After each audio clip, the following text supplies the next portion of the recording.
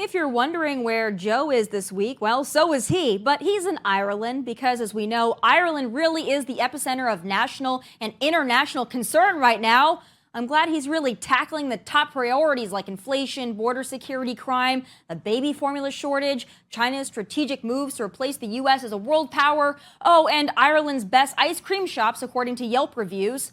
But even in a casual and completely inconsequential trip to his ancestral motherland, he's found a way to embarrass the United States of America as a whole. So proud to be with, I don't want to ruin the reputation, but the Carneys are relatives. As I was with Xi Jinping, I've spent more time with him than any world leader has over the last 10 years. And they keep meticulous count, as the former Taoiseach will know. And over now, 87 hours worth. And I was on the Tibetan Plateau with him. I traveled 17,000 miles with him in China over 10 years.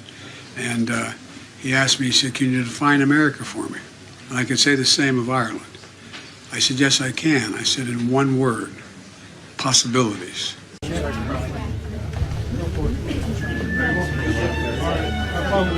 you're blocking her. Sorry. Okay. Guys, this way. Okay. This way. This way. No problem. What's the top what? What's the top success? Or making sure that we don't all have COVID? What are we talking about? Just don't jump over. Don't jump. No, not now. Yeah, I'm just coming down looking. I guess I can.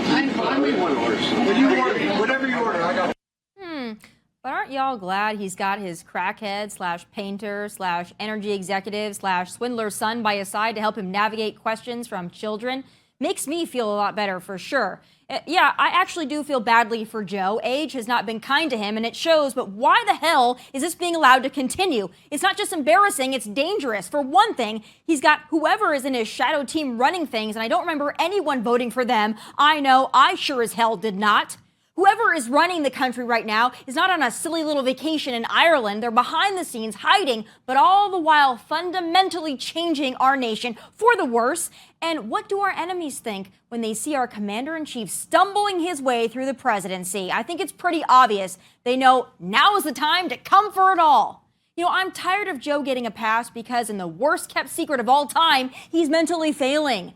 Jill Biden ought to be ashamed of herself, allowing her husband to go through this on the world stage. We know Hunter doesn't care because Joe is his meal ticket, but if Joe had any respect for this country or the office of the president, he'd step down. But damn it, then we'd have this. So whatever way you look at this thing, we're screwed.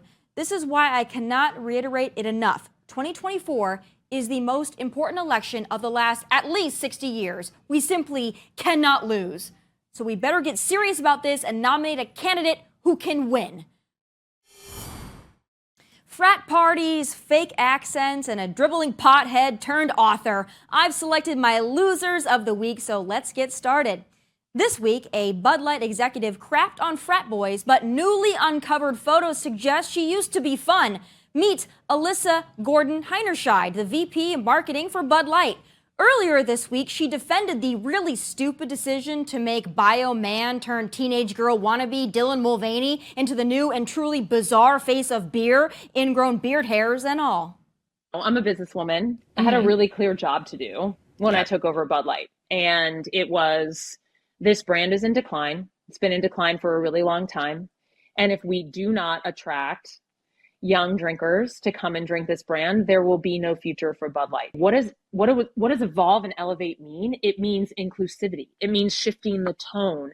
It means having a campaign that's truly inclusive and feels lighter and brighter and different and appeals to women and to men. Bud Light had been kind of a brand of fratty, kind of out of touch humor, and it was really important that we had another approach.